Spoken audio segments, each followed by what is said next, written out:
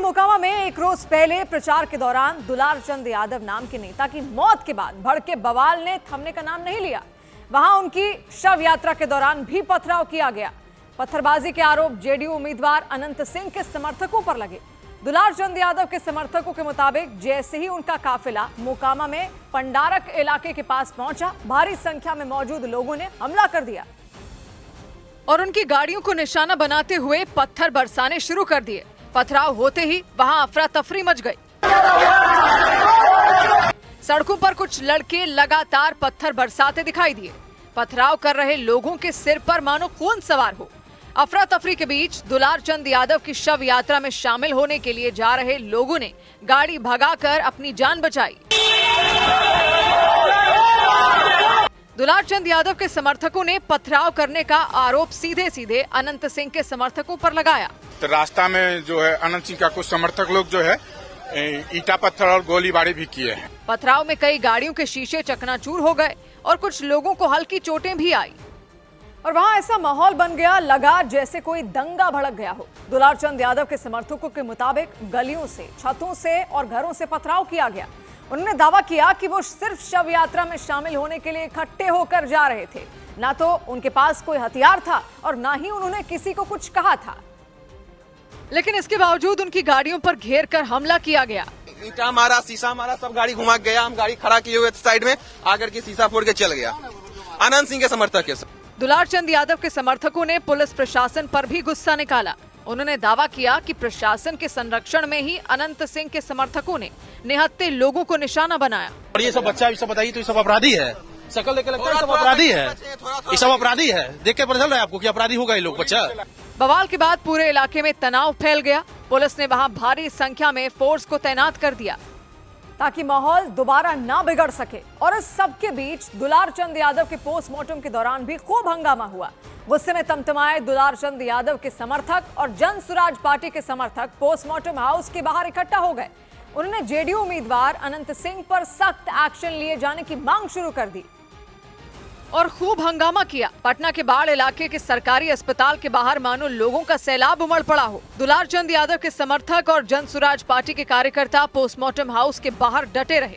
उन्हें संभालने के लिए बिहार पुलिस के साथ अर्धसैनिक बल के जवानों को तैनात कर दिया गया। ये सामने जो है उनके समर्थक भारी संख्या में यहाँ पर पहुंचे हुए हैं। भारी पुलिस बल की तैनाती की गई है और किसी को भी अंदर जाने की इजाजत नहीं है। दुलार चंद यादव का शव पोस्टमार्टम हाउस तक लाए जाने के दौरान भी भारी संख्या में उनके समर्थक काफिले के पीछे पीछे चलते रहे और पटना के बाढ़ इलाके के सरकारी अस्पताल के बाहर इकट्ठा होकर नारेबाजी की। पुलिस प्रशासन ने सुरक्षा को देखते हुए पोस्टमार्टम हाउस के आसपास घेरेबंदी कर दी। बाहरी गाड़ियों की एंट्री रोक दी गई। दुलार चंद यादव की शव यात्रा में शामिल होने जा रही आरजेडी उम्मीदवार वीणा देवी के समर्थकों ने भी अनंत सिंह के लोगों पर पथराव करने का आरोप लगाया और दावा किया कि पंडारक बाजार में पहुंचते ही अनंत सिंह के समर्थकों ने ईंट पत्थर चलाने शुरू कर दिए। ईंटा चलाया पूरा। आरजेडी उम्मीदवार वीणा देवी का पोस्टर लगी एक गाड़ी का शीशा चकनाचूर दिखाई दिया। पटना की मोकामा विधानसभा सीट पर आरजेडी ने अनंत सिंह को टक्कर देने के लिए बाहुबली सूरजभान की पत्नी वीणा देवी को मैदान में उतारा। दुलार चंद यादव की हत्या के बाद अनंत सिंह ने बवाल के लिए सीधे तौर पर सूरजभान का ही नाम लिया। सूरजभान का यह था कि लड़ाई झगड़ा कैसे हो जाए, तब वोट में ऐसे हो जाए। सूरजभान का ही खेला है। यानी अनंत सिंह ने इस हत्याकांड के पीछे पुरानी दुश्मनी को वजह बताने की कोशिश की और खुद का बचाव किया। लेकिन दुलार चंद यादव के घर वालों की शिकायत पर अनंत सिंह समेत 5 लोगों को दुलार चंद यादव हत्याकांड का नामजद आरोपी बना दिया गया। एफआईआर दुलार चंद यादव के पोते ने दर्ज करवाई और ये दावा भी कर दिया कि अनंत सिंह ने खुद गाड़ी से उतरकर उनके दादा को गोली मारी और गाड़ी से रौंदने की भी कोशिश की। दुलार चंद यादव के पोते शशि रंजन ने अनंत सिंह का नाम लेकर सीधे आरोप लगाया कि अनंत सिंह है जो कि मरवाए, अपने से रिवाल्वर प्रशासन से छीन के अनंत सिंह अपने खुद गोली मारे हैं। दुलार चंद यादव की हत्या के मामले में दर्ज एफआईआर में अनंत सिंह, उनके 2 भतीजों रणवीर सिंह, कर्मवीर सिंह, करीबी छोटन सिंह और कंजन सिंह का नाम शामिल किया गया। इनके अलावा कई अज्ञात के लोगों के खिलाफ भी हत्या का केस दर्ज कर लिया गया। एफआईआर के बाद अनंत सिंह चुनाव प्रचार के लिए नहीं निकले, लेकिन इस हत्याकांड को लेकर जेडीयू नेता अनंत सिंह की तरफ से भी कई गंभीर आरोप लगाए गए। अनंत सिंह के समर्थकों ने घटना वाले दिन के कई वीडियो जारी कर यह दावा किया कि पहले हमला दुलार चंद यादव और उनके समर्थकों ने किया था अनंत सिंह के समर्थकों के मुताबिक दुलार चंद यादव ने समर्थकों ने घेर कर गाड़ियों पर पथराव किया और उन लोगों को जान से मारने की कोशिश की। अनंत सिंह के समर्थकों ने एक वीडियो जारी किया। उन्होंने दावा किया कि घटना के वक्त दुलार चंद यादव खुद पत्थर चला रहे थे। वीडियो में एक व्यक्ति सफेद धोती, सफेद रंग की बनियान में सिर पर पगड़ी बांधे पत्थर चलाता दिखाई दिया। अनंत सिंह के समर्थकों ने दावा किया कि दुलार चंद यादव खुद उग्र समर्थकों की अगुवाई कर रहे थे। एक वीडियो में अनंत सिंह के समर्थक पथराव के बाद लगी चोट दिखाते दिखे। देखिए यहाँ पीयूष क्या सब समर्थन लोग हम लोग पर गाड़ी पर हमला कर दिए हैं। देखिए ब्लड निकल रहा है, हमारा है ब्लड निकल रहा है। देखिए अनंत सिंह गुट ने दावा किया कि दुलार चंद यादव ने खुद आगे बढ़ बढ़कर उनकी गाड़ियों पर पत्थरों से हमला किया और उन्हें वहां से खदेड़ने की कोशिश की। पुलिस के मुताबिक झगड़े की शुरुआत उस वक्त हुई जब अनंत सिंह अपने समर्थकों के साथ मोकामा के टाल इलाके में प्रचार के लिए पहुंचे, लेकिन इसी दौरान प्रशांत किशोर की पार्टी जन स्वराज पार्टी के उम्मीदवार पीयूष प्रियदर्शी के प्रचार के लिए पूर्व आरजेडी नेता दुलार चंद यादव पहुंच गए, लेकिन किसी बात को लेकर दोनों गुटों में झड़प हो गई और बवाल इतना बढ़ गया कि फायरिंग हो गई। दुलार चंद यादव के समर्थकों ने दावा किया कि अनंत सिंह के लोगों ने हथियार निकाले और फायरिंग शुरू कर दी। गोलीबारी में दुलार चंद यादव को गोली लग गई और वो जमीन पर गिर गए। हालांकि इस कहानी से उलट अनंत सिंह के समर्थकों ने कुछ वीडियो जारी कर ये दावा किया कि पत्थरबाजी दुलार चंद गुट की तरफ से की गई। आरोप लगाया गया कि दुलार चंद यादव ने अपने समर्थकों के साथ मिलकर सकरी सड़क पर अनंत सिंह के काफिले को घेर लिया था।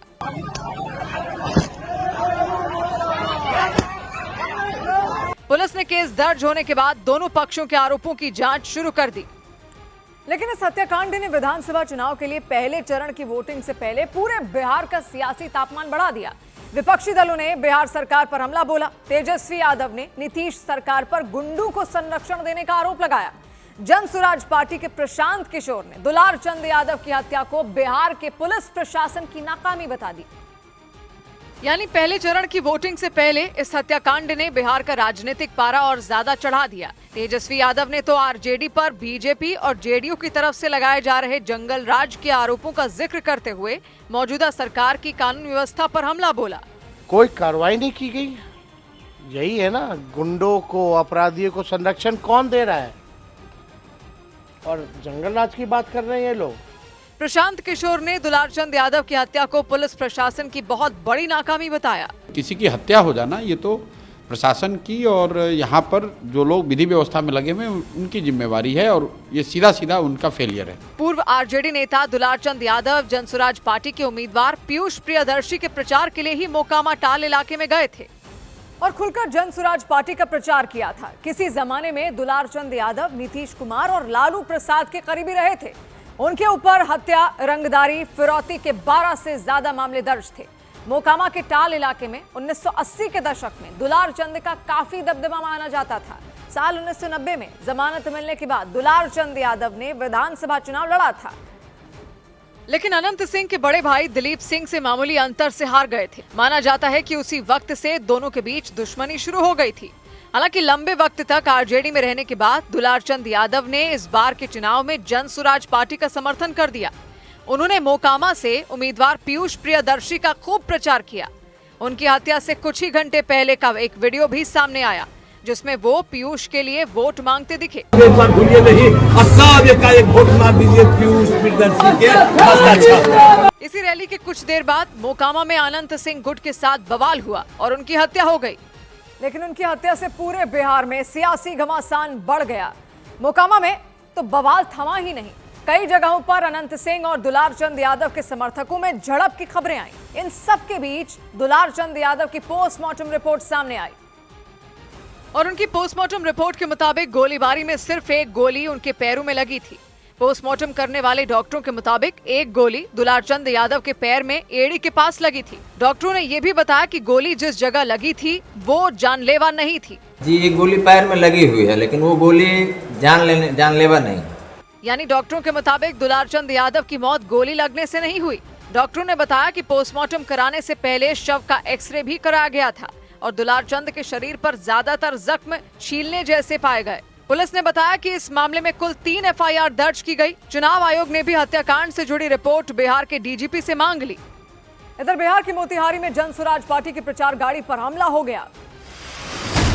बिहार की मोतिहारी में प्रशांत किशोर की पार्टी जनसुराज की एक प्रचार गाड़ी पर हमले के आरोप लगे। वहां चिरैया विधानसभा सीट से प्रत्याशी संजय कुमार के चुनाव प्रचार के दौरान उस गाड़ी पर लगे बैनर को फाड़ दिया गया। आरजेडी के दीवाने थे, बोल रहे कि तुम गाना बजाओ आरजेडी के। हम बोले कि आरजेडी के यहाँ नहीं बजाएंगे, हम जनसुराज के प्रचार कर रहे हैं। कांग्रेस नेता प्रियंका गांधी सुबह 11:30 बजे बिहार के बेगूसराय में रैली करेंगी। इसके बाद वो दोपहर करीब 1 बजे खगड़िया में बेलदौर विधानसभा सीट से कांग्रेस के प्रत्याशी के लिए चुनाव प्रचार करेंगी। पश्चिम बंगाल के कूच बिहार में टीएमसी के नेता पर बीजेपी ने आरोप लगाया कि उन्होंने एक बूथ लेवल अधिकारी को सार्वजनिक रूप से धमकाया। इसे लेकर बाकायदा बीजेपी ने मामले में कार्रवाई की मांग करते हुए राज्य के मुख्य निर्वाचन अधिकारी को चिट्ठी लिखी। उधर उत्तर प्रदेश के सोनभद्र में समाज कल्याण राज्य मंत्री संजीव सिंह गोंड के काफिले पर कुछ कार सवार लोगों ने हमला कर दिया, जिससे वहां हड़कंप मच गया। मंत्री के मुताबिक कार सवार लोगों ने पहले उनके काफिले को ओवरटेक किया और फिर गाड़ी रोककर उनके और उनके सुरक्षा कर्मियों के साथ बदसलूकी की और उसकी वजह से वहां अफरा तफरी मच गई। बीच सड़क पर समाज कल्याण राज्य मंत्री संजीव सिंह गोंड का काफिला सड़क के बीच में खड़ा नजर आया। इस दौरान वहां लोगों की भीड़ दिखाई दी। मंत्री ने आरोप लगाया कि कार सवार कुछ लोगों ने उनके काफिले में शामिल गाड़ियों को ओवरटेक किया और फिर उनके सुरक्षा कर्मियों के साथ बदसलूकी की। उन्होंने ये भी आरोप लगाया कि बदमाशों ने गाली गलौज करने के साथ कार पर हमला भी किया था। 2 लोग थे और हाथ से उसको जो है कि बोनट को लगे पीटने के लिए, हमारी गेट को लगे पीटने के लिए, लेकिन मैं रुका नहीं। मंत्री संजीव सिंह गोंड के मुताबिक उनके काफिले पर हमला होने के बाद उन्होंने तुरंत इसकी जानकारी पुलिस को दी और समाज कल्याण राज्य मंत्री संजीव सिंह गोंड के काफिले पर हमले की सूचना मिलने के बाद तुरंत पुलिस एक्शन में आ गई। मंत्री के काफिले पर हमला करने वाले लोगों को पकड़ने के लिए पुलिस ने शहर में नाकेबंदी कर दी। सड़क पर बैरिकेड लगाकर गाड़ियों की चेकिंग शुरू की गई और उसी दौरान सोन नदी पर बने पुल के पास पुलिस ने मंत्री के काफिले पर हमला करने वाले लोगों की गाड़ी को रोक दिया। पुलिस के मुताबिक खुद को घिरा पाकर वो सभी लोग कार छोड़कर वहां से भाग निकले। कल देर रात मंत्री के काफिले को कुछ अज्ञात बदमाशों के द्वारा गाड़ी को रोका गया और उस पर हाथ मारी गई। पुलिस के मुताबिक 15 नवंबर को सोनभद्र में मुख्यमंत्री योगी आदित्यनाथ का दौरा प्रस्तावित है। इसीलिए समाज कल्याण राज्य मंत्री संजीव सिंह गोंड जिलाधिकारी ऑफिस में अधिकारियों के साथ मीटिंग करने गए थे। मीटिंग के बाद वो शाम करीब 7 बजे अपने आवास लौट रहे थे और दावा किया गया कि सोनभद्र के जिला मुख्यालय से करीब 1 किलोमीटर आगे काले रंग की एक कार उनके काफिले के पीछे लग गई। उस कार में 3 लोग सवार थे। बाद में उस कार ने कई बार काफिले की गाड़ियों से आगे निकलने की कोशिश की और दावा किया गया कि स्पीड ब्रेकर पर जैसे ही मंत्री की कार थोड़ी धीमी हुई, पीछा कर रहे लोग सामने आ गए। आरोप है कि उन लोगों ने गाड़ी की बोनट पर मुक्के मारने शुरू कर दिए। वो बार बार मंत्री की कार को रुकने का इशारा करते रहे, लेकिन मंत्री के ड्राइवर ने कार नहीं रोकी और उसकी स्पीड बढ़ा दी। तो ओवरटेक करने को लेकर के एस्कॉर्ट कर्मियों और ये जो व्यक्ति है अंकित मिश्रा, शुभम सोनी और पंकज अग्रवाल, इनके साथ आपस में कहासुनी हुई थी। इस मामले में पुलिस ने कार के मालिक को गिरफ्तार कर लिया और कार में बैठे दूसरे लोगों की तलाश शुरू कर दी। जिस कार ने मंत्री के काफिले का पीछा किया था उसका रजिस्ट्रेशन लखनऊ का है, जिसे पुलिस ने कब्जे में ले लिया। इधर मुंबई पुलिस के सूत्रों ने बताया कि वहां 17 बच्चों को बंधक बनाने वाले रोहित आर्य कई दिनों से किडनैपिंग की प्लानिंग कर रहे थे। रोहित आर्य को शिक्षा विभाग के लिए काम करने वाला ठेकेदार बताया गया। 1 रोज पहले उन्होंने मुंबई के पवई इलाके में एक इमारत के अंदर 17 बच्चों समेत 19 लोगों को बंधक बना लिया था। बाद में पुलिस ऑपरेशन के दौरान गोली लगने से रोहित की मौत हो गई थी और सभी लोगों को सुरक्षित बचा लिया गया था। लेकिन बंधक बनाए गए लोगों में शामिल रही एक बुजुर्ग ने बताया कि रोहित आर्य बीते कई दिनों से किडनैपिंग की योजना पर काम कर रहे थे। महिला के मुताबिक उन्होंने बच्चों को वेब सीरीज में काम दिलाने के नाम पर ऑडिशन के लिए बुलाया था। दावा है कि रोहित ने उन बच्चों से कहा था कि उन्हें किडनैपिंग वाले सीन का ऑडिशन करना है और ऐसा इसलिए ताकि बंधक बनाए जाने पर वो बच्चे भागने की कोशिश ना करें। लेकिन बुजुर्गों के मुताबिक कई घंटों तक कैद में रहने के बाद बच्चों को शक हो गया और उसके बाद उन्होंने रोना शुरू कर दिया। कुछ बच्चों ने तो चीखना चिल्लाना भी शुरू कर दिया था। सूत्रों के मुताबिक बच्चों की आवाजें सुनने के बाद उस इमारत के आसपास रहने वाले कुछ लोग पूछताछ के लिए पहुंचे, लेकिन हालांकि दावा है कि रोहित आर्य ने ऑडिशन की बात कहकर उन्हें लौटा दिया था। लेकिन सनसनी तब मच गई जब बच्चों को बंधक बनाने वाले रोहित आर्य ने धमकी भरा एक वीडियो पुलिस को भेज दिया था। The slightest wrong move from your end will trigger me कि मैं ये पूरा जगह को आग लगा दूं और उसमें मर जाऊं। इसके बाद तो हड़कंप मच गया था। जिन बच्चों को उस इमारत में बंधक बनाया गया, उनके घर वाले वहां पहुंच गए। पुलिस ने भी इमारत को घेर लिया था। आरोपी से बातचीत शुरू की गई और सूत्रों के मुताबिक करीब 2 घंटे तक पुलिस के अधिकारियों ने रोहित आर्य को समझाने बुझाने की कोशिश की ताकि वो अगवा किए गए बच्चों को छोड़ दें।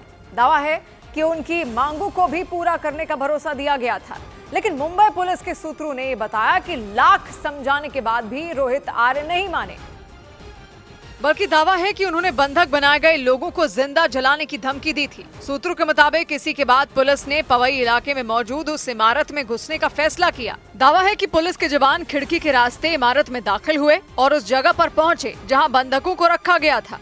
सूत्रों ने बताया कि पुलिस ने एक बार फिर रोहित आर्य से लोगों को छोड़ने की मांग की, लेकिन दावा किया गया कि उन्होंने एयर गन से पुलिस वालों पर फायर कर दिया। मुंबई पुलिस के मुताबिक जवाबी कार्रवाई में एक गोली रोहित आर्य के सीने में जा लगी और वो बुरी तरह घायल हो गए। उन्हें घायल हालत में अस्पताल ले जाया गया, लेकिन उनकी जान नहीं बचाई जा सकी। हालांकि बाद में बंधक बनाए गए सभी लोगों को सुरक्षित निकाल लिया गया था। उन्हें अगवा करने के आरोपी रोहित आर्य महाराष्ट्र में पुणे के रहने वाले थे। वो शिक्षा विभाग के लिए काम करने वाले ठेकेदार बताए गए। आरोप है कि राज्य सरकार पर उनकी करीब 2 करोड़ रुपयों की देनदारी थी और दावा है कि वो रकम रोहित आर्य को लंबे वक्त से मिल नहीं रही थी। इसी बात से परेशान होकर उन्होंने बच्चों को बंधक बनाने की योजना बनाई थी। उनका वो प्रोजेक्ट रन हुआ था, मगर उनका कोई मुआवजा मिला नहीं था। दीपक केसरकर जो शालेय शिक्षण मंत्री थे, वो सिर्फ उनको आश्वासन दे रहे थे, मैं आपको सब एक करके दूंगा। शिवसेना उद्धव गुट के नेता सूरज लोखंडे के मुताबिक ठेकेदार रोहित आर्य ने सरकार की तरफ से पैसा देने में हो रही देरी की वजह से धरना भी दिया था। तो 26 दिन उपोषण के लिए बैठे थे। उनको कुछ तो न्याय मिले, मगर उधर कुछ नहीं, उनकी जान जा रही थी। दावा है कि पैसे न मिलने से परेशान होकर ही रोहित आर्य ने बच्चों को अगवा करने का प्लान बनाया था। उधर मध्य प्रदेश के जबलपुर में अंजुमन इस्लामिया इंग्लिश मीडियम स्कूल नाम के स्कूल ने रविवार की जगह शुक्रवार के दिन छुट्टी का नया फरमान जारी कर दिया, जिससे वहां हड़कंप मच गया। बाकायदा स्कूल के प्रिंसिपल की तरफ से व्हाट्सएप पर नए सत्र को लेकर स्कूल में पढ़ने वाले बच्चों के माता पिता को छुट्टी का मैसेज भेजा गया और उसमें दावा किया गया कि जुमे की नमाज के कारण बच्चे स्कूल नहीं आते, इसीलिए स्कूल प्रबंधन ने रविवार की जगह शुक्रवार को छुट्टी रखने का फैसला लिया। इस फैसले के बाद शुक्रवार के दिन अंजुमन इस्लामिया इंग्लिश मीडियम स्कूल के गेट पर ताला लगा नजर आया। इस वक्त मैं स्कूल के बाहर मौजूद हूँ। आप देख सकते हैं कि ये स्कूल का गेट बंद है, न कोई बच्चे दिख रहे हैं, न कोई स्टाफ दिख रहा है। शुक्रवार के दिन स्कूल बंद किए जाने का पता चलने पर जबलपुर में हंगामा हो गया। बीजेपी अल्पसंख्यक मोर्चा ने स्कूल के इस आदेश को तुगलकी फरमान बताया। फ्राइडे के दिन पाकिस्तान, तालिबान, अफगानिस्तान में छुट्टी रहती है, तो ये हमारा देश हिंदुस्तान है, संविधान से चलेगा। इस मामले में बीजेपी अल्पसंख्यक मोर्चा ने डीएम को चिट्ठी लिखकर स्कूल प्रबंधन पर कार्रवाई की मांग की। इधर झारखंड के बैद्यनाथ मंदिर में एक महिला के बुर्का पहनकर आने से सनसनी मच गई। झारखंड के देवघर में मौजूद बैद्यनाथ मंदिर में बुर्का पहनकर महिला के मंदिर में आने पर हंगामा खड़ा हो गया। बुर्का पहनी वो महिला मंदिर के अंदर हाथ हिलाते हुए चलती रही। इस दौरान वहां मौजूद पुरोहित उस महिला को बाहर जाने के लिए कहते रहे। उत्तराखंड की नैनीताल हाईकोर्ट ने हरिद्वार के बड़ा उदासीन अखाड़े के लापता संत का मामला सीबीआई को सौंपने के निर्देश दे दिए। साल 2017 में महंत मोहनदास ट्रेन से प्रयागराज के लिए निकले थे, लेकिन उसके बाद से उनका कोई सुराग नहीं मिला। दिल्ली के नजदीक उत्तर प्रदेश के गौतम बुद्ध नगर के जेवर एयरपोर्ट पर पहली कैलिब्रेशन फ्लाइट ने सफल लैंडिंग की। इस उड़ान का मकसद एयरपोर्ट पर लगे नेविगेशन, संचार और रडार सिस्टम की जांच करना था। विमानों के परिचालन पर नजर रखने वाली सरकारी एजेंसी डीजीसीए की टीम ने इसकी जांच की। उधर मध्य प्रदेश के सतना में बीजेपी सांसद गणेश सिंह ने एक क्रेन ऑपरेटर को सबके सामने थप्पड़ मार दिया।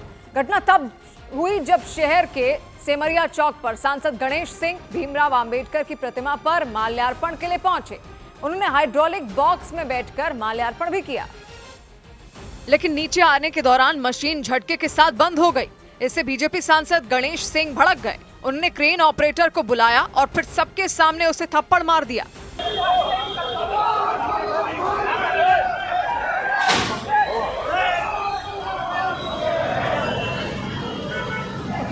घटना सतना के सेमरिया चौक पर हुई। वहां सांसद गणेश सिंह भीमराव अंबेडकर की प्रतिमा पर माल्यार्पण के लिए पहुंचे थे। इसके लिए वो क्रेन के हाइड्रोलिक बॉक्स में बैठ गए, लेकिन प्रतिमा को माला पहनाने के बाद नीचे आने के दौरान मशीन बीच में रुक गई। इसकी वजह से सांसद हाइड्रोलिक बॉक्स में फंस गए। उन्होंने बॉक्स से निकलने की कोशिश भी की, लेकिन वो नाकाम रहे। उसी दौरान हाइड्रोलिक बॉक्स में तेज झटका लगा। इससे सांसद बुरी तरह डर गए और फिर उन्होंने क्रेन ऑपरेटर को थप्पड़ जड़ दिया। इधर मध्य प्रदेश की सीधी में जमीन विवाद के झगड़े में एक व्यक्ति की मौत के बाद उनके परिजनों ने बीच सड़क पर बवाल कर दिया। गुस्साए लोगों ने शव को सड़क पर रखकर विरोध प्रदर्शन किया और इंसाफ की मांग की। जमीन को लेकर हुई ये लड़ाई कुछ दिन पहले हुई थी और जिस व्यक्ति की मौत हुई उन्हें लाठियों से बुरी तरह पीटा गया था।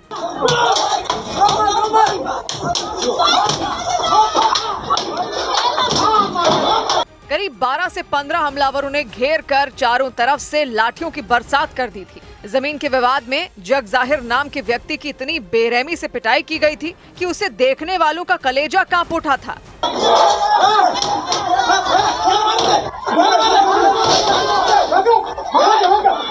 रोंगटे खड़े कर देने वाली घटना सीधी के कोतवाली थाना क्षेत्र में मौजूद भमराहा गांव की रही और वहां जमीन के एक टुकड़े को लेकर जग जाहिर नाम के व्यक्ति का कुछ लोगों से लंबे वक्त से झगड़ा चल रहा था। इसी बीच आरोप लगा कि करीब 10 दिन पहले विरोधी पक्ष के लोगों ने जग जाहिर के घर पर हमला बोल दिया था। उन्हें पीट कर बुरी तरह घायल कर दिया था। बाद में इलाज के दौरान अस्पताल में उनकी मौत हो गई और इसी के बाद भड़के जग जाहिर के परिवार वालों ने सीधी के अस्पताल चौक पर हंगामा कर दिया। उन्होंने शव को सड़क पर रखकर प्रदर्शन किया। इस दौरान वहां इतने बड़े पैमाने पर लोग इकट्ठा हो गए कि रास्ते से गाड़ियों का निकलना मुश्किल हो गया। जग जाहिर के परिजनों ने आरोप लगाया कि उन पर हमला करने वाले लोगों ने उनके इलाज में भी रुकावट डाली थी। अस्पताल में दवाई न हो जाए, लागे पेट से हटावे। पीड़ित परिवार ने इंसाफ की गुहार लगाई। हालांकि बवाल बढ़ने पर पहुंची पुलिस ने समझा बुझाकर किसी तरह भड़के हुए लोगों को रास्ते से हटा दिया। उधर उत्तर प्रदेश के उन्नाव में उस वक्त अफरा तफरी मच गई जब कुछ लोगों ने मिलकर एक युवक की बेरहमी से पिटाई कर दी। लाठियों से उस युवक की तब तक पिटाई की गई जब तक कि वो अधमरा नहीं हो गया। हालांकि आसपास रहने वाले लोगों ने मारपीट कर रहे लड़कों को वहां से हटा दिया और तब जाकर उस व्यक्ति की जान बची, क्योंकि जिस तरह से उसे पीटा जा रहा था उसे देखकर ऐसा लगा जैसे वो लोग उसकी जान ही ले लेंगे। मारपीट कर रहे लोगों पर मानो खून सवार था। वो लोग उस युवक पर दनादन लाठियां बरसाते नजर आए। जमीन पर गिरे उस युवक पर 2 लोग लात और घूंसों की बारिश करते रहे। सिर और मुंह पर भी मुक्के मारे गए। उसी दौरान एक लड़के ने उस युवक के चेहरे पर गैस सिलेंडर से हमला किया। गैस सिलेंडर के हमले से उस युवक के मुंह से खून निकलने लग गया और वो जमीन पर बेसुध हो गया। हल्ला हंगामा सुनकर आसपास रहने वाली कुछ महिलाएं वहां पहुंच गईं और उन महिलाओं की वजह से उस युवक की जान बच गई। मारपीट की यह घटना 23 अक्टूबर को उन्नाव के गंगा घाट इलाके में हुई थी। पुलिस ने बताया कि जिस युवक की पिटाई की गई उसका वहां रहने वाले कुछ लोगों के साथ किसी बात को लेकर झगड़ा हुआ था और दावा किया गया कि उसी झगड़े को लेकर उस पर हमला कर दिया। सबसे पहले कुछ लोग लाठियां लेकर युवक की दुकान के बाहर पहुंचे। तभी एक लड़के ने दुकान में घुसकर उसे लाठी से पीटना शुरू कर दिया। इसके बाद कई लोग उस पर टूट पड़े। थोड़ी देर बाद एक आदमी उस युवक को पैरों से खींचकर दुकान से बाहर ले आया। इसके बाद उसकी बेरहमी से पिटाई शुरू की गई। वो लोग उसे तब तक पीटते रहे जब तक कि वो अधमरा नहीं हो गया। पुलिस के मुताबिक उस युवक का किसी बात को लेकर मारपीट करने वाले लोगों से झगड़ा हुआ था। इसमें 2 पक्षों में कुछ कहासुनी हुई जिसमें मारपीट हुई। इस मामले में पुलिस ने युवक की शिकायत पर 4 लोगों पर केस दर्ज कर लिया और दूसरे आरोपियों की तलाश शुरू कर दी। इधर उत्तराखंड के हल्द्वानी में एक महिला से छेड़खानी के आरोप में 3 लोगों को गिरफ्तार कर लिया गया। पुलिस के मुताबिक एक गाड़ी में सवार 3 लोगों ने महिला के साथ छेड़खानी की और फिर उनका अपहरण करने की कोशिश भी की और इसके बाद जब महिला ने इसका विरोध किया तो बात मारपीट तक पहुंच गई। इस बीच महिला ने सड़क किनारे पड़ा एक पत्थर उठाया और उनकी गाड़ी का शीशा तोड़ दिया। इसके बाद उन्होंने एक और पत्थर उठाया और फिर से उनकी गाड़ी की तरफ फेंक दिया। तीसरी बार जब उन्होंने पत्थर फेंका तो एक व्यक्ति को लग गया। इसके बाद उन्होंने उनके पति को बेरहमी से मारा। हालांकि इसकी जानकारी मिलते ही महिला के कुछ रिश्तेदार वहां पहुंच गए और उन लोगों ने उनके साथ भी मारपीट की। इसके बाद वो वहां से फरार हो गए। पुलिस ने महज 2 घंटे में तीनों आरोपियों को गिरफ्तार कर लिया।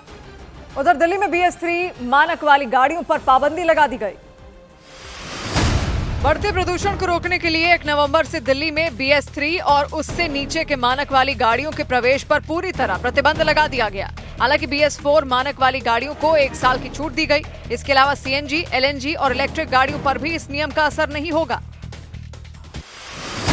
दिल्ली में शिक्षा विभाग से मान्यता लिए बिना चल रहे प्राइवेट स्कूलों के खिलाफ एक्शन की तैयारी तेज कर दी गई। दिल्ली सरकार के शिक्षा निदेशालय ने नियमों का पालन न करने वाले स्कूलों पर सख्त कार्रवाई के आदेश दिए। दिल्ली सरकार ने राजधानी के नॉन कंफर्मिंग एरिया में चल रहे गैर सहायता प्राप्त निजी स्कूलों को भी मान्यता देने का फैसला कर लिया। नॉन कंफर्मिंग एरिया वो इलाके होते हैं जहां चल रहे स्कूल नियमों के तहत मान्यता नहीं पा सके थे। हालांकि मान्यता पाने वाले स्कूलों को कुछ बुनियादी मानकों का पालन करना होगा। इधर कर्नाटक के विजयपुर में बीजेपी नेता वीजू गौड़ा पाटिल के बेटे पर टोल बूथ के कर्मचारियों के साथ मारपीट करने का आरोप लगा। टोल कर्मियों ने दावा किया कि बीजेपी नेता के बेटे समर्थ गौड़ा पाटिल ने उन्हें पहले तो धमकाया और फिर भड़कते हुए टोल बूथ में घुस गए और वहां पहुंचते ही उन्होंने और उनके समर्थकों ने वहां बैठे टोल कर्मी पर थप्पड़ बरसाने शुरू कर दिए।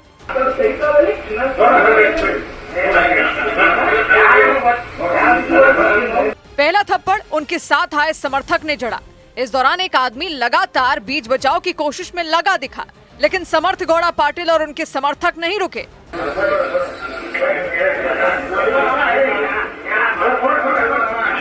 टोल कर्मियों ने आरोप लगाया कि समर्थ गौड़ा पाटिल ने उन्हें अपने पिता और बीजेपी नेता वीजू गौड़ा पाटिल के नाम पर धमकाने की कोशिश की। हालांकि दूसरी तरफ वीजू गौड़ा पाटिल ने अपने बेटे का बचाव किया। उन्होंने आरोप लगाया कि टोल कर्मियों ने उन्हें गाली दी थी, जिसके बाद उनके बेटे का पारा चढ़ गया था और वीजू गौड़ा पाटिल के मुताबिक इसी वजह से उनका बेटा टोल बूथ में घुसा और वहां बैठे टोल कर्मी से उसकी बहस हुई। उन्होंने दावा किया कि इस दौरान पहले उनके बेटे ने हाथ नहीं उठाया, बल्कि टोल कर्मी लगातार उन्हें उकसाते रहे। इसी वजह से उन्होंने आपा खो दिया। वीजू गौड़ा पाटिल ने आरोप लगाया कि इस मामले को जानबूझकर राजनीतिक रंग देने की कोशिश की गई। वीजू गौड़ा पाटिल ने अपने बेटे का बचाव करते हुए ये दावा किया कि इसमें उनकी गलती नहीं थी। हालांकि इसके साथ ही उन्होंने बेटे की इस हरकत के लिए माफी भी मांग ली। उधर उत्तर प्रदेश के महोबा में अपनी प्रेमिका से शादी न होने से नाराज एक लड़के ने जहर खाकर खुदकुशी करने की कोशिश की। उसने जहर खाने का वीडियो सोशल मीडिया पर डाल दिया। बताया गया कि उस लड़के और उसकी प्रेमिका की जाति अलग अलग होने की वजह से लड़की के परिवार वाले शादी के लिए तैयार नहीं हुए और इसीलिए 20 साल के संतोष नाम के उस लड़के ने जान देने की कोशिश की। उसने इस घटना का वीडियो बनाकर सोशल मीडिया पर शेयर कर दिया। क्योंकि वो मुझे चाहिए और वो मुझे मिल नहीं सकती, इसीलिए ये रही सेल पास दो, ये दारू है, मैं खा रहा हूँ। जहर खाने से पहले उस लड़के ने अपनी अंतिम इच्छा भी बताई। मरने वाले की इच्छा पूरी की जाती है, मेरी भी कर देना, मेरा चेहरा दिखा देना एक बार उसे, नाम नहीं लूंगा मैं, बदनाम नहीं करना चाहता। चौंका देने वाला मामला महोबा के कोतवाली थाना क्षेत्र में मौजूद पसवारा गांव का रहा और वहां उस लड़के के जहर खाने की जानकारी जैसे ही उसके परिवार वालों को लगी, उनके पैरों तले जमीन खिसक गई। वो आनन फानन में उसे लेकर पास के अस्पताल पहुंचे, जहां डॉक्टरों ने उसकी हालत गंभीर बताई और उसे जिला अस्पताल में ले जाने के लिए रेफर कर दिया। बताया गया कि संतोष नाम का वो लड़का अपने ही गांव की एक लड़की से प्रेम करता है और सोशल मीडिया पर उसने जो वीडियो शेयर किया उसमें वो अपनी प्रेमिका से अगले जन्म में मिलने की बात कहता दिखा। आऊंगा, इस जन्म में नहीं, अगले जन्म में मिल जाऊंगा, अगले जन्म में मत छोड़ के जाइए। उस लड़के ने बजरंग बली का नाम लिया और सल्फास की गोलियों को शराब के साथ निकल गया। खुश रहना तू, रोइयो मत ना, बस अब हो गया टाइम, खत्म हो गया टाइम, देख तो मैं जा रहा हूँ। जय जय बजरंग बली। जहर खाते ही उस लड़के की तबीयत बिगड़नी शुरू हो गई और इसकी जानकारी मिलते ही उसके घर वाले उसे लेकर अस्पताल की तरफ दौड़ पड़े। लड़के के पिता ने बताया कि उनका बेटा जिस लड़की से प्रेम करता है, उन्होंने उसके परिवार वालों से शादी की बात भी की थी, लेकिन जाति अलग होने की वजह से लड़की के घर वाले राजी नहीं हुए और इसी बात से नाराज संतोष नाम के उस लड़के ने खुदकुशी करने की कोशिश की। लड़की के चक्कर में है ये बाबूजी, नहीं तो ये इतना पागल नहीं था ये जितना हो गया। संतोष के पिता के मुताबिक उनका बेटा अपने ही गांव की एक लड़की को पसंद करता है और उससे शादी करना चाहता है। वो फोन कर देती है, ये फट वहाँ दिल्ली से भाग आया, तो यहाँ से वो भाग आया तो ये यहाँ से दिल्ली भाग गए। जहर खाने वाले लड़के को अस्पताल में भर्ती करवाया गया, लेकिन उसकी हालत बेहद गंभीर बताई गई। इधर छत्तीसगढ़ के बलरामपुर में एक सरकारी अस्पताल में एक्सपायर हो चुकी दवा मिलने से हड़कंप मच गया। उस अस्पताल की दवा काउंटर की जांच की गई तो वहां एक्सपायर हो चुकी वो दवा मिली और उसकी जानकारी मिलने पर मुख्य चिकित्सा स्वास्थ्य अधिकारी ने जांच के लिए टीम का गठन कर दिया और दोषियों के खिलाफ कार्रवाई करने का भरोसा दिया, क्योंकि उस सरकारी अस्पताल में जांच के दौरान एक्सपायर हो चुकी वो दवाई मिली। उसकी शीशी पर उसके इस्तेमाल होने की आखिरी तारीख अगस्त 2025 लिखी नजर आई, यानी 2 महीने पहले ही वो दवा एक्सपायर हो चुकी थी। बलरामपुर के डिंडो इलाके में उस सरकारी अस्पताल में दवाइयों के साथ दवाइयों से संबंधित दस्तावेजों की भी जांच की गई। जानकारी लगा है कि जो स्टोर में कोई एक वायल बचा हुआ था और उसके बारे में बात संज्ञान में है, बाकी हालांकि वो किसी पेशेंट को लगा नहीं है। वो वहाँ एक्सपायरी दवा मिलने की खबर से स्वास्थ्य विभाग में खलबली मच गई।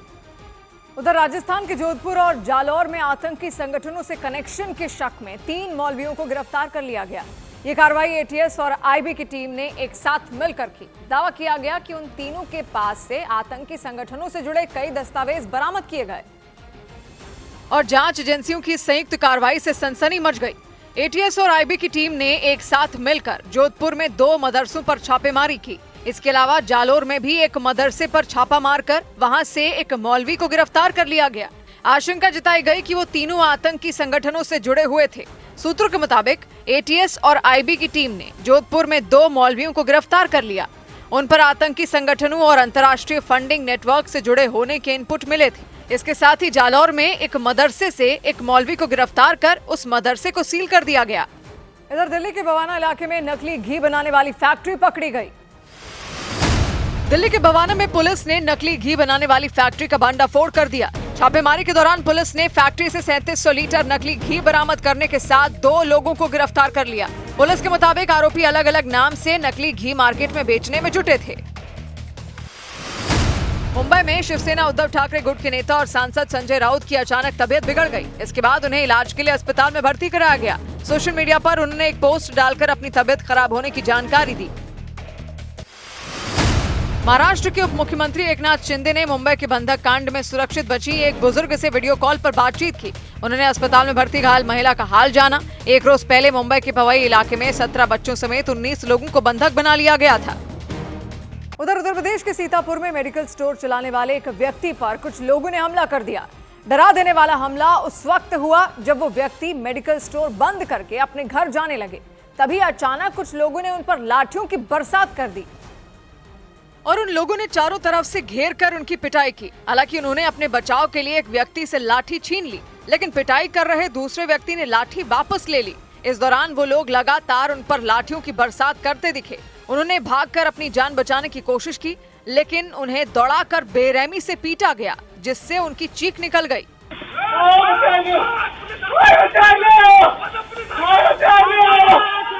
इस बीच पिटाई के आरोपी पुलिस की डर से फरार हो गए।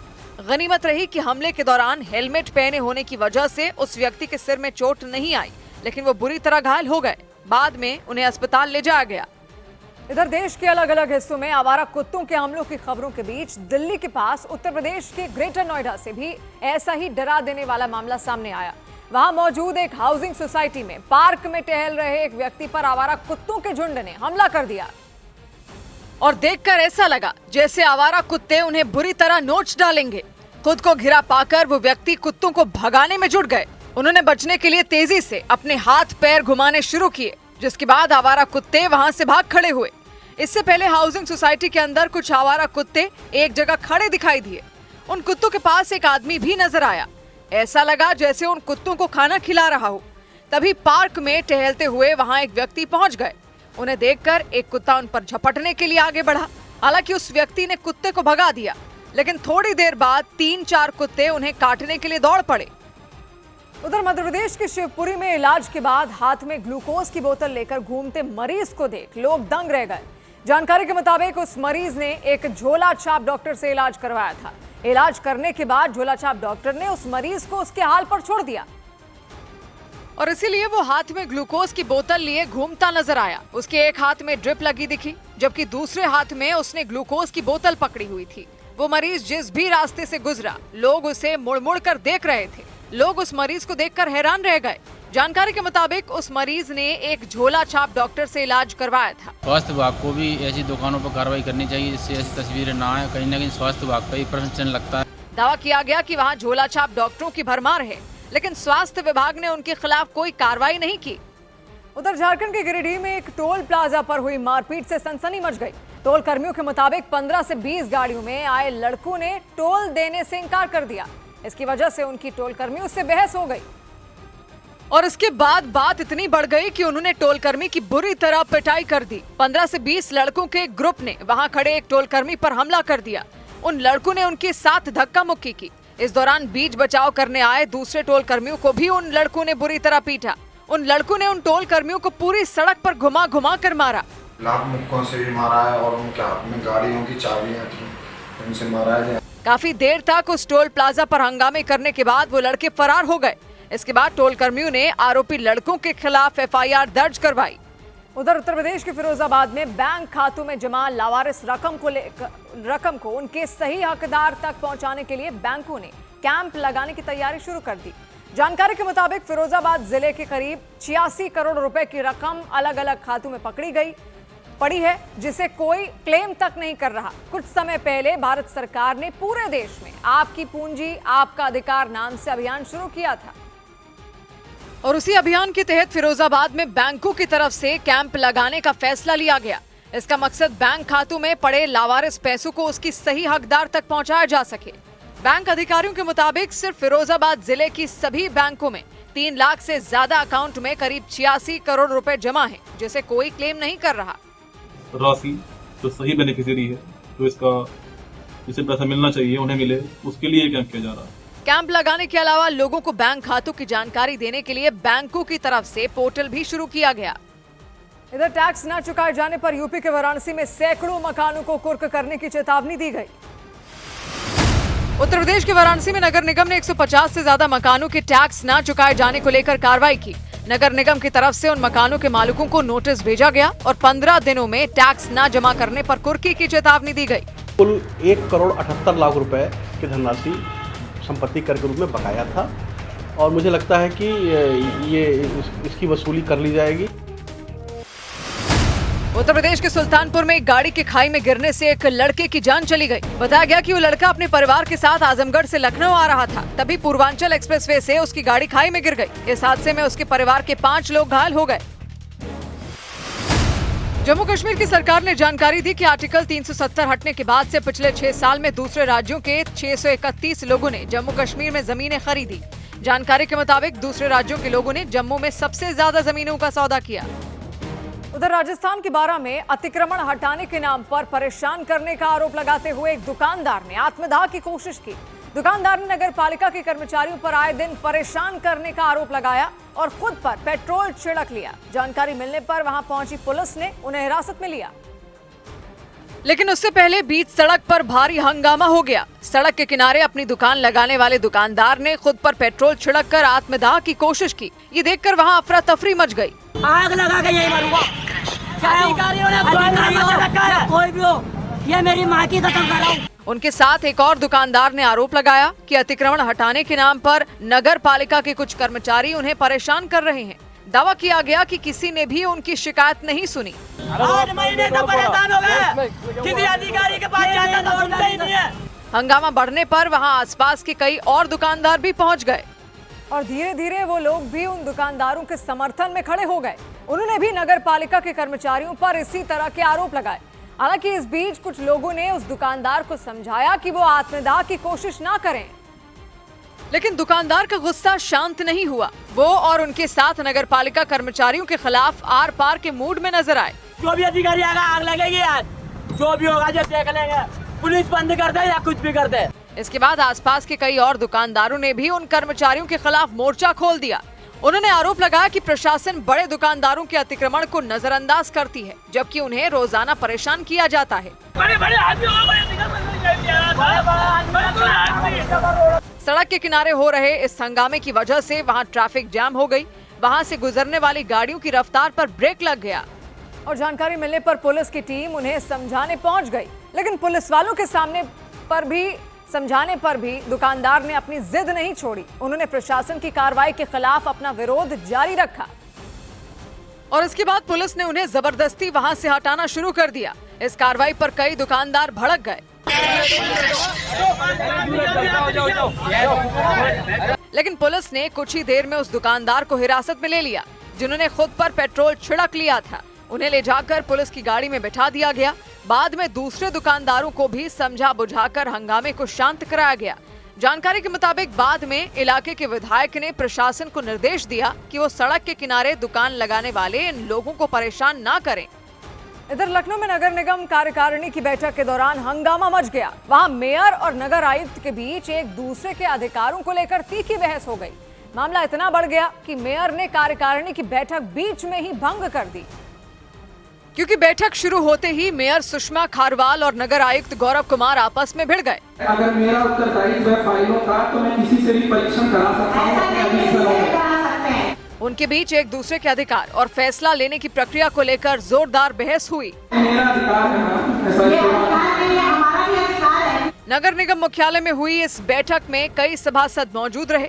इस दौरान मेयर ने नगर आयुक्त के कामकाज पर गंभीर सवाल उठाए और भरे सदन में नगर आयुक्त को जमकर फटकार लगाई। मेयर सुषमा खारवाल ने आरोप लगाया कि नगर निगम की कई योजनाएं अटकी पड़ी हैं, लेकिन उन पर कोई कार्रवाई नहीं हो रही और इन्हीं आरोपों को लेकर मेयर और नगर आयुक्त में बहस हो गई। माननीय विधायिका ये कभी तय नहीं करती है कि किस विभाग में क्या होगा। माननीय विधायिका पॉलिसी मैटर्स पर डिस्कशन करती है। माननीय कार्यकारिणी पॉलिसी मैटर पे ही ये तय किया गया है। मेयर ने ये भी आरोप लगाया कि नगर निगम की लापरवाही की वजह से पूरा शहर गंदा रहा है। पूरा शहर गंदा रहा है, लेकिन कहीं भी ना जोनल दिखाई दे रहे हैं, ना कंपनी के लोग दिखाई। देखते ही देखते बहस इतनी बढ़ गई कि मेयर ने बीच में ही कार्यकारिणी की बैठक भंग कर दी। उधर हिमाचल प्रदेश की राजधानी शिमला में कांग्रेस के एक पार्षद पर आरोप लगा कि उन्होंने बिना इजाजत कुछ लड़कियों की तस्वीरें और वीडियो रिकॉर्ड किए। इसके बाद वहां हंगामा खड़ा हो गया। उन लड़कियों के मुताबिक पार्षद ने उन पर एक सरकारी पार्किंग में बियर पीने का आरोप लगाया। इसके बाद उनका वीडियो रिकॉर्ड करना शुरू कर दिया और इस बात से नाराज लड़कियों ने वहां पुलिस बुला ली। मामले की जानकारी मिलने पर आसपास के लोगों की भी भीड़ लग गई। उन लड़कियों ने आरोप लगाया कि पार्षद ने बियर पीने का झूठा आरोप लगाकर उनकी छवि खराब करने की कोशिश की। इनको अलर्ट कर रहे हो कि ये बियर पी रही थी। नहीं भाई, केस करेंगे सर, एफआईआर लॉन्च करो इसकी। हमारे लिए आप हम तो देखो ये गलत नहीं सुनेंगे। इस दौरान उन लड़कियों ने बियर पीने की बात से इनकार करते हुए अपना मेडिकल टेस्ट करवाने की बात कह दी। हालांकि हंगामा बढ़ने पर पुलिस ने पार्षद से कह दिया कि वो माफी मांगे, लेकिन उन्होंने माफी मांगने से साफ इनकार कर दिया। इस पर वहां मौजूद लोग और भड़क गए। उन्होंने पुलिस से उनके खिलाफ शिकायत दर्ज करने की मांग की। इस दौरान उन लोगों में खूब बहसबाजी हुई और बहस के दौरान पार्षद ने आरोप लगाया कि पास के निजी संस्थान के छात्र सरकारी पार्किंग में रात में बैठा करते हैं। हालांकि कुछ लड़कियों ने दावा किया कि वो निजी संस्थान की है ही नहीं। बच्चे नहीं घूमते, आप घूमते हो, आप तंग करते हो 11 बजे रात को। उन लड़कियों ने पार्षद पर आरोप लगाया कि उन्होंने बिना पूछे उनकी तस्वीर ली और वीडियो रिकॉर्ड किया। लड़कियों की फोटो क्यों खींची आपने? कोर्ट में दिखाऊंगा मैं कोर्ट में। हालांकि काफी देर तक चले हंगामे के बाद पुलिस ने पार्षद के खिलाफ शिकायत दर्ज करके आगे की कार्रवाई शुरू कर दी। इधर मनी लॉन्ड्रिंग केस में पी चिदंबरम के बेटे कार्ति चिदंबरम को राहत नहीं मिली। मनी लॉन्ड्रिंग के तहत जब्त की गई संपत्तियों को लेकर कांग्रेस नेता और पूर्व वित्त मंत्री पी चिदंबरम के बेटे कार्ति चिदंबरम को झटका लगा। एपीलिएट ट्रिब्यूनल फॉर फॉरफिटेड प्रॉपर्टी ने उनकी अपील खारिज कर दी और उनकी दिल्ली के जोरबाग स्थित संपत्ति और बैंक खातों की कुर्की को बरकरार रखा। असमी गायक जुबीन गर्ग की आखिरी फिल्म रोई रोई बिनाले रिलीज हो गई। गुवाहाटी के अनुराधा सिनेमा हॉल में फिल्म के पहले शो के दौरान जुबीन गर्ग की याद में पहली लाइन खाली छोड़ी गई। ममता बनर्जी की पार्टी तृणमूल कांग्रेस ने वोटर लिस्ट रिवीजन को लेकर बड़े आंदोलन की चेतावनी दे दी। सूत्रों के मुताबिक टीएमसी ने इस मामले में कानूनी कार्रवाई करने का भी मन बना लिया और जल्द ही वो कोर्ट का रुख कर सकती हैं। उधर उत्तर प्रदेश के हापुड़ में कुछ महिलाओं ने एक दिव्यांग महिला की बेरहमी से पिटाई कर दी। इसकी वजह से वो बुरी तरह जख्मी हो गई। दिव्यांग महिला ने आरोप लगाया कि उनके जेठ और जेठ का परिवार आए दिन उनके साथ मारपीट करता रहता है और इस बार उन लोगों ने बीच सड़क पर ही उनसे मारपीट शुरू कर दी। 8 से 10 लोग दिव्यांग महिला को घेर कर खड़े नजर आए। तभी कुछ महिलाओं ने उन्हें घसीटने की कोशिश की। जब दिव्यांग महिला ने इसका विरोध किया तो उन महिलाओं ने उनके हाथ पैर पकड़ लिए और उन्हें उठाकर वहां से ले जाती दिखी।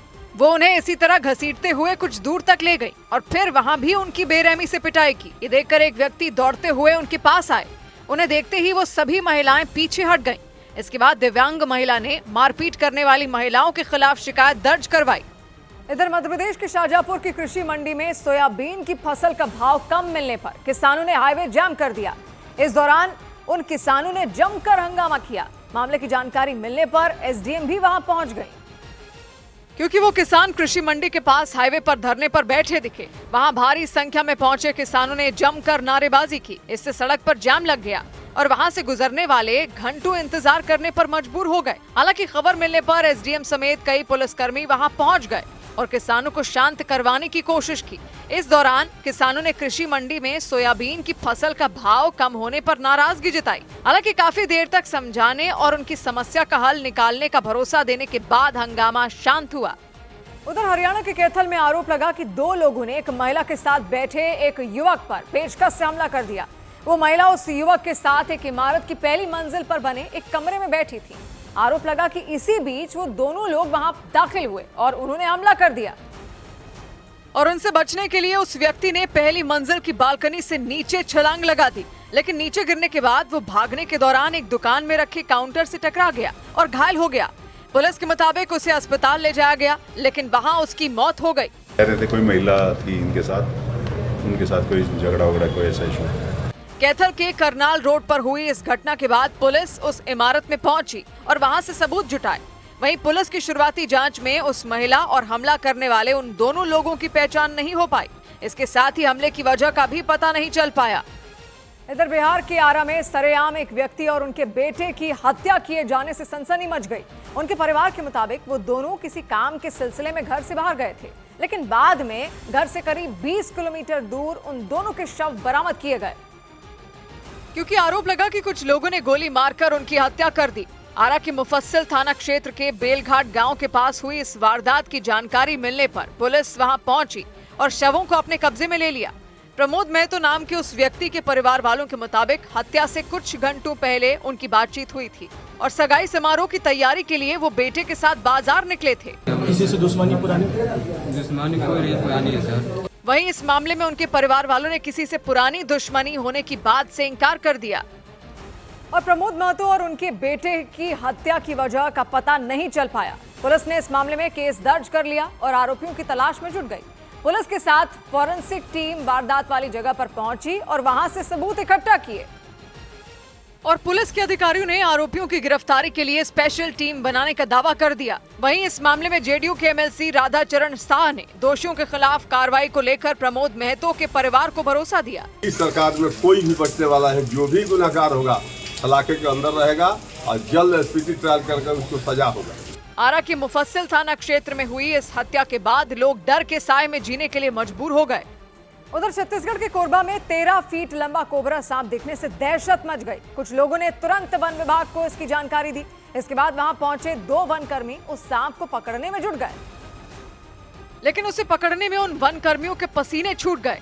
एक वनकर्मी थैला पकड़कर खड़े हो गए, जबकि दूसरे वनकर्मी उसे थैले के अंदर डालने की कोशिश करते दिखे। तभी अचानक वो कोबरा सांप उनकी तरफ मुड़ गया। हालांकि उन्होंने तुरंत उस सांप को खुद से दूर हटा दिया। इसके बाद वो उसे थैले के पास तक ले गए। उस सांप का मुंह थैले के अंदर जाने ही वाला था कि दोबारा वनकर्मी की तरफ मुड़ गया। इस बार तो ऐसा लगा जैसे वो उन्हें डस ही लेगा। वो उनके सामने एकदम सीधा खड़ा हो गया। करीब 1.5 घंटे तक चले इस रेस्क्यू ऑपरेशन के बाद आखिरकार उस सांप को पकड़ लिया गया। इसके बाद गांव वालों ने राहत की सांस ली। इधर दिल्ली के सीलमपुर इलाके में ताबड़तोड़ गोलीबारी के दौरान एक बदमाश की हत्या कर दी गई। बताया गया कि मिसबाह नाम के उस बदमाश पर हत्या और लूट के कई मामले दर्ज थे। हत्या के एक मामले में जेल जाने के बाद वो जुलाई महीने में बेल पर बाहर आया था। पुलिस ने आशंका जताई कि गैंग वॉर की वजह से उसकी हत्या की गई और मिसबाह की हत्या के बाद पुलिस ने घटनास्थल पर बैरिकेडिंग कर दी। इस दौरान पुलिस ने उस जगह की हर एंगल से जांच की। इसके अलावा आसपास लगे सीसीटीवी कैमरों को भी खंगाला गया ताकि हमलावरों की संख्या और उनकी पहचान का पता लगाया जा सके। जो पुराना गैंग यहाँ पर एक्टिव है पहले से ही, उसको लेकर यहाँ पर पुलिस उस एंगल को भी जांच कर रही है कि क्या ये गैंग वॉर है। पुलिस के मुताबिक उसे नॉर्थ ईस्ट दिल्ली के न्यू सीलमपुर इलाके में ताबड़तोड़ गोलियां चलने की खबर मिली थी। इस दौरान करीब 20 राउंड फायरिंग हुई, जिसमें 6 गोलियां मिसबाह को लगी, जिससे उसकी मौत हो गई। उधर हिमाचल प्रदेश के नालागढ़ इलाके में एक सरकारी स्कूल की टीचर पर स्कूल में शराब पीकर आने का आरोप लगा। इसके बाद स्कूल की मैनेजमेंट कमेटी और छात्रों के परिवार वालों ने हंगामा कर दिया। उन्होंने आरोप लगाया कि टीचर बच्चों को पढ़ाने की जगह शराब पीकर लैब में सो जाती हैं। इसके अलावा उन पर बच्चों की पिटाई करने का भी आरोप लगा। लेकिन इससे पहले वो साइंस टीचर दुपट्टा ओढ़कर जमीन पर सोती नजर आईं। इसके बाद लोगों ने उनकी कार की तलाशी ली तो उनके होश उड़ गए, क्योंकि उनकी कार से शराब की एक बोतल बरामद हुई। बच्चे किसके भरोसे भेजेंगे? आज आश्वासन दो आप हमारे को। बच्चे तो स्कूल भेजो, कैसे भेजें? अगर मैडम आई हम नहीं भेजेंगे। हैरान करने वाला मामला सोलन जिले के नालागढ़ में मौजूद नवाग्राम में हुआ। वहां शराब की बोतल मिलने पर लोगों ने टीचर से पूछताछ शुरू कर दी और इस दौरान उन्होंने शराब पीने की बात से साफ इनकार कर दिया। उन्होंने डिप्रेशन होने का दावा किया और इसी वजह से दवाई खाकर सोने की बात कही। हालांकि वहां मौजूद लोगों ने उनके पर्स की भी तलाशी लेने की मांग की और पर्स से सामान निकालने के दौरान लोगों ने उनसे पानी की बोतल खोलने को कहा। मैडम दारू है? दारू है मैडम। इस दौरान उनकी बोतल से शराब जैसी महक आने पर लोगों का गुस्सा भड़क गया। लोगों ने आरोप लगाया कि वो टीचर पिछले 1 साल से शराब पीकर स्कूल आती हैं। इसके बाद लोगों ने उनके तबादले की मांग तेज कर दी। इधर मध्य प्रदेश के मंडला में स्कूली बच्चों और कुछ लोगों ने अपनी मांग पूरी करवाने के लिए नेशनल हाईवे जाम कर दिया। उन लोगों ने उस नेशनल हाईवे पर स्पीड ब्रेकर और सीसीटीवी कैमरा लगाने की मांग की। इस दौरान उन्होंने सड़क जाम करके हंगामा किया और इससे कई किलोमीटर लंबा जाम लग गया। सड़क की दोनों तरफ गाड़ियों की कतार दिखी। घंटों जाम में फंसे होने से लोग परेशान हो गए। इस दौरान स्कूली बच्चे सड़क के बीचों बीच धरने पर बैठे दिखे। उन्होंने पेड़ के तने रखकर सड़क पर बैरिकेडिंग कर दी। मंडला जिले के मंगलगंज गांव के पास नेशनल हाईवे जाम होने की खबर मिलने पर प्रशासन के कई अधिकारी वहां पहुंच गए। इस दौरान धरने पर बैठे बच्चों और गांव के लोगों ने हाईवे पर स्पीड ब्रेकर और सीसीटीवी कैमरे लगवाने की मांग की। हालांकि समझाने के बाद वो सड़क से हटे, लेकिन मांग पूरी नहीं होने पर दोबारा धरना देने की चेतावनी दी। खबर है कि ऑपरेशन सिंदूर में मुंह की खाने के बाद पाकिस्तान के आतंकी संगठनों ने वहां के बच्चों को भी दहशतगर्दी का पाठ पढ़ाना शुरू कर दिया। खुफिया एजेंसियों के सूत्रों ने दावा किया कि आतंकी संगठन लश्कर-ए-तैयबा और जैश-ए-मोहम्मद ने पाकिस्तान में बच्चों को आतंक की तालीम देनी शुरू कर दी और उनके मन में भारत के खिलाफ नफरत का जहर घोलना शुरू कर दिया। खुफिया एजेंसियों के सूत्रों के मुताबिक वहां बच्चों को बाकायदा दहशतगर्दी का पाठ पढ़ाया जाने लगा और उन्हें कच्ची उम्र में ही हथियार थमा दिए गए।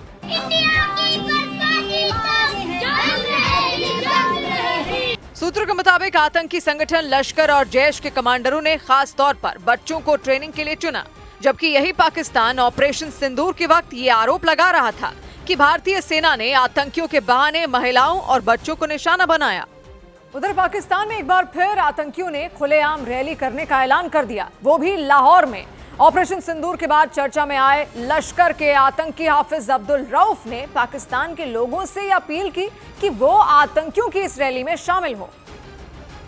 और ये रैली कहीं और नहीं बल्कि पाकिस्तान के सबसे बड़े शहरों में एक लाहौर में होगी। इसका दावा खुद लश्कर आतंकी हाफिज अब्दुल रऊफ ने किया। 2 नवंबर को इतवार के दिन मीनारे पाकिस्तान में पूरे मुल्क को जमा करना इंशाअल्लाह।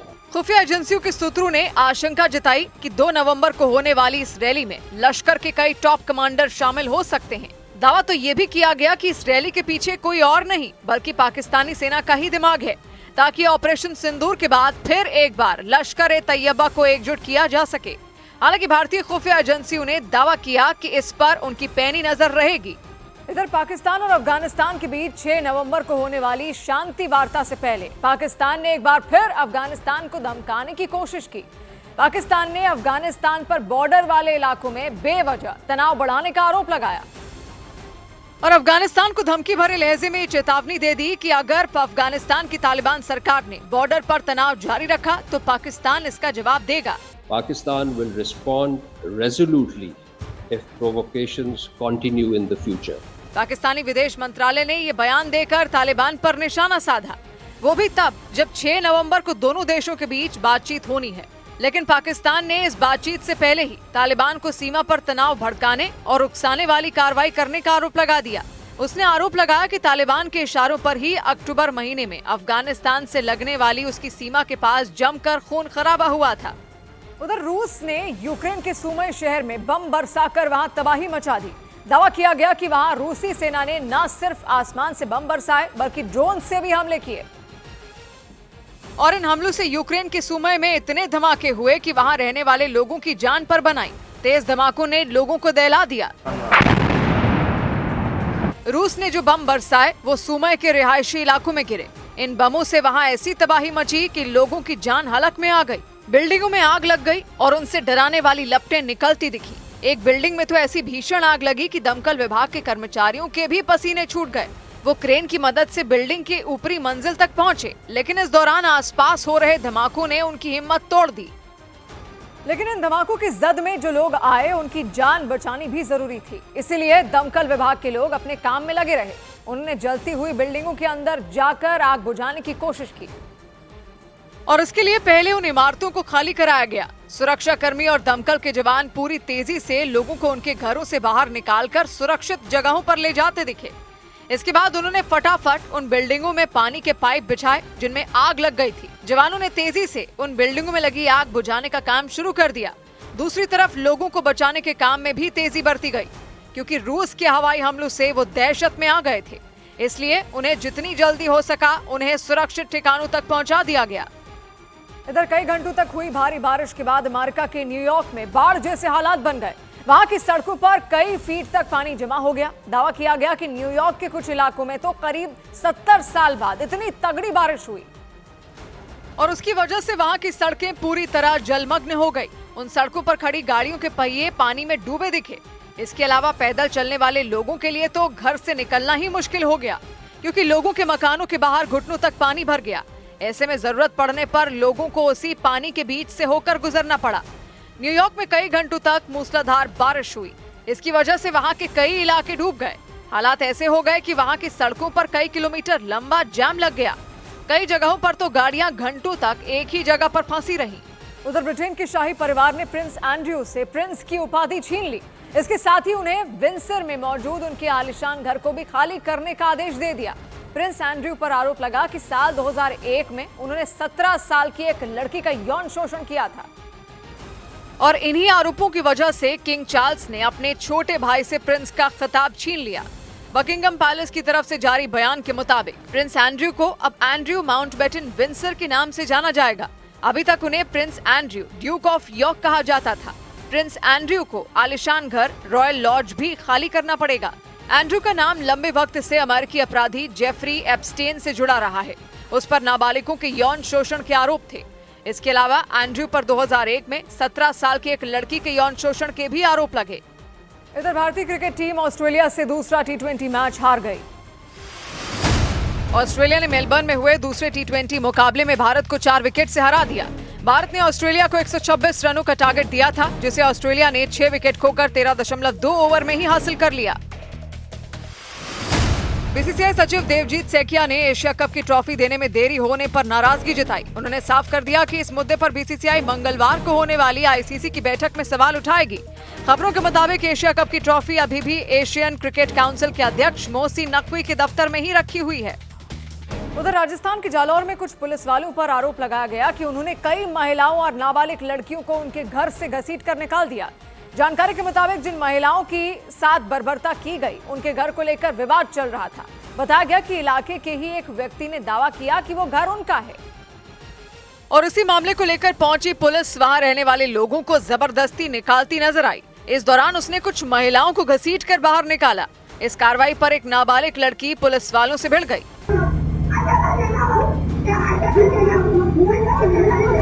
इस बीच कुछ महिलाओं ने पुलिस वालों का विरोध किया और वो जमीन पर बैठ गईं। वो किसी भी कीमत पर अपने घर से जाने के लिए तैयार नहीं हुई, लेकिन पुलिस ने अपना काम जारी रखा। वो घर की बुजुर्ग महिलाओं को भी इसी तरह घसीटकर बाहर ले गई। और इस कार्रवाई के बाद उस परिवार ने आरोप लगाया कि पुलिस ने गलत तरीके से उनके मकान को खाली करवाया। परिवार ने थाना प्रभारी पर भी गंभीर आरोप लगाए। हालांकि मामले पर पुलिस की तरफ से कोई बयान सामने नहीं आया, लेकिन महिलाओं को घसीटकर निकाले जाने पर भड़के उस परिवार ने जिला कोर्ट में जाकर पुलिस की शिकायत कर दी। परिवार ने उनके घर पर कब्जे की कोशिश कर रहे लोगों और पुलिस के बीच मिलीभगत का भी आरोप लगाया। इस घर की जो कब्जा था वो किसी अन्य व्यक्ति दिलाने के लिए पुलिस ने अनाधिकृत रूप से यहाँ पे प्रवेश करके लोगों के साथ में मारपीट की। उस घर से सभी लोगों को घसीटकर बाहर निकालने के बाद पुलिस ने दरवाजे पर ताला जड़ दिया। इसके साथ ही घर खाली करवाने का विरोध कर रही 2 महिलाओं को उसने गिरफ्तार कर लिया। इधर तमिलनाडु की राजधानी चेन्नई में पार्किंग को लेकर हुए झगड़े के बाद कुछ लोगों ने एक दुकान के मालिक और वहां के कर्मचारियों पर हमला कर दिया। डरा देने वाली इस घटना में 2 लोग गंभीर रूप से घायल हो गए। बाद में पुलिस ने सीसीटीवी फुटेज के आधार पर मारपीट करने के आरोप में 6 लोगों को गिरफ्तार कर लिया और उन पर महज पार्किंग के लिए जमकर मारपीट करने का आरोप लगाया गया। वहां कुछ लोग अचानक फूलों की एक दुकान में पहुंचे और वहां के मालिक पर हमला कर दिया।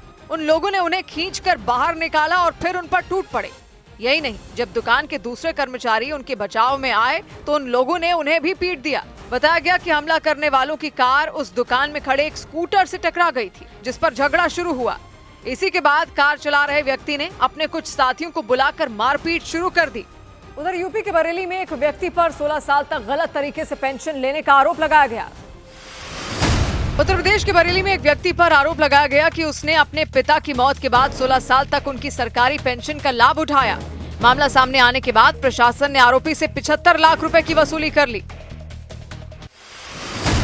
चेन्नई में ईडी ऑफिस को बम से उड़ाने की धमकी मिलने से हड़कंप मच गया।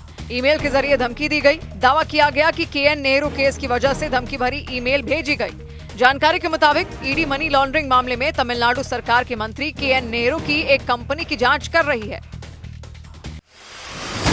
शेयर बाजार में जमकर मुनाफा वसूली देखने को मिली। सेंसेक्स 465 अंक गिर गया तो निफ्टी लुढ़क कर 25,722 पर आ गया।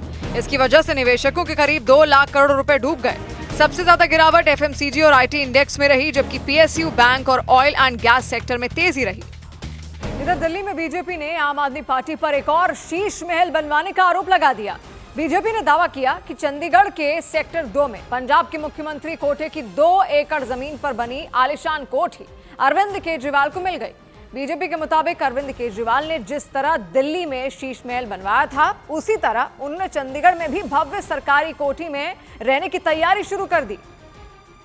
और अपने दावे को पुख्ता करने के लिए बीजेपी ने सोशल मीडिया पर एक बंगले की सैटेलाइट तस्वीर भी शेयर की। दावा किया गया कि दिल्ली का शीश महल खाली होने के बाद अरविंद केजरीवाल ने दिल्ली से भी शानदार शीश महल चंडीगढ़ में तैयार करवा लिया है और इसमें 7 स्टार स्तर की तमाम सुविधाएं मौजूद हैं। इसके साथ बीजेपी ने एक पोस्टर भी जारी किया, जिसमें उस बंगले के साथ अरविंद केजरीवाल की तस्वीर दिखाई गई और दावा किया गया कि अरविंद केजरीवाल ना तो मंत्री हैं और ना ही विधायक, फिर भी उनकी सुविधा के लिए उन्हें सरकारी बंगला दिया गया। हालांकि बीजेपी के इन आरोपों पर पलटवार करने में आम आदमी पार्टी ने देरी नहीं लगाई।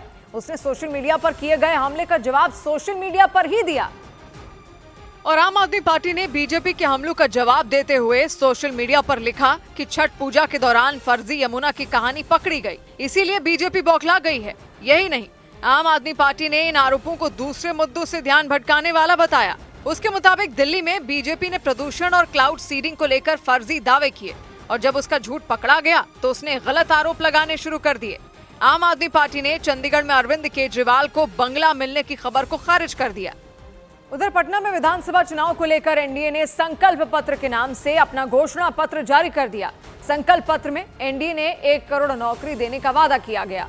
घोषणा पत्र जारी करने के दौरान बीजेपी अध्यक्ष जेपी नड्डा और मुख्यमंत्री नीतीश कुमार के साथ एनडीए में शामिल तमाम बड़े नेता मौजूद रहे और मंच से सभी ने मिलकर एनडीए का घोषणा पत्र जारी किया। एनडीए ने सरकार बनने के बाद 1 करोड़ नौकरी देने का वादा किया। इसके अलावा 1 करोड़ महिलाओं को लखपति दीदी बनाने का लक्ष्य रखा गया। गरीबों के लिए केजी से पीजी तक मुफ्त शिक्षा देने के साथ बिहार के 4 शहरों में मेट्रो सेवा शुरू करने का ऐलान किया गया। बड़ी बात यह कि सिर्फ 1 मिनट के अंदर घोषणा पत्र जारी करने के बाद एनडीए के नेता वहां से निकल गए। इसे लेकर महागठबंधन के नेताओं ने एनडीए पर हमला बोला। एनडीए के लोगों को सॉरी पत्र लाना चाहिए और बिहार के 14 करोड़ जनता से सॉरी बोलना चाहिए। महागठबंधन के नेताओं ने एनडीए के घोषणा पत्र को हवा हवाई बताते हुए बिहार की जनता को धोखा देने का आरोप लगाया। उधर भारत और अमेरिका के बीच एक अहम रक्षा समझौता हुआ। भारत और अमेरिका ने रक्षा क्षेत्र में आपसी सहयोग को और मजबूत करने के लिए 10 साल के लिए एक अहम समझौते पर हस्ताक्षर किए। ये फैसला मलेशिया में रक्षा मंत्री राजनाथ सिंह ने अमेरिकी रक्षा मंत्री पीट हेग्सेथ के बीच हुई बैठक में लिया गया। इंडियन नेशनल लोकदल ने युवा नेता करण चौटाला को पार्टी के राष्ट्रीय मीडिया प्रभारी के पद पर नियुक्त कर लिया। पार्टी के राष्ट्रीय अध्यक्ष अभय सिंह चौटाला ने वरिष्ठ पदाधिकारियों से बैठक के बाद उनके नाम का ऐलान किया। प्रधानमंत्री नरेंद्र मोदी ने दिल्ली के रोहिणी में अंतर्राष्ट्रीय आर्यन समिट 2025 में हिस्सा लिया। महर्षि दयानंद सरस्वती की 200वीं जयंती और आर्य समाज के 150 साल पूरे होने के मौके पर उन्होंने एक सिक्का भी जारी किया। इधर उत्तर प्रदेश के मुजफ्फरनगर में चकबंदी के दौरान हुए झगड़े के बाद कुछ महिलाओं ने खुदकुशी की चेतावनी दे दी। उन महिलाओं ने चकबंदी विभाग पर महंगी जमीन के बदले सस्ती जमीन देने का आरोप लगाया और इसके खिलाफ वो चकबंदी विभाग के दफ्तर पहुंच गईं।